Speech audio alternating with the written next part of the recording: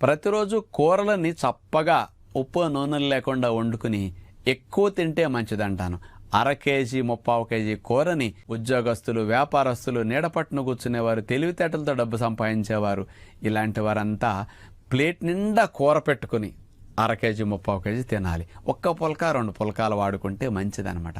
కూర ఎక్కువ తింటే ఆరోగ్యానికి ఎన్ని లాభాలు అంటే, అసలు రక్తంలో చక్కెర స్థాయిలు ఎవ్వరికి ఎప్పుడు పెరగవు. అంటే షుగర్ రాకుండా ఉంటుంది, వచ్చినా తగ్గిపోతుంది. అట్లాగే చక్కెర ఎక్కువ పెరగదు కాబట్టి కొవ్వుగా మారదు, బరువు పెరగడానికి ఛాన్స్ ఉండదు. బరువు బాగా తగ్గిస్తాయి కూరలు ఎక్కువ తింటే. రక్తంలో ట్రైగ్లిసరైడ్స్, కొలెస్ట్రాల్ కూరలు ఎక్కువ తింటే అస్సలు పెరగవు. అందుకని బరువు రారు, బొజ్జ రాకుండా ఉంటుంది కూరలు ఎక్కువ తింటే.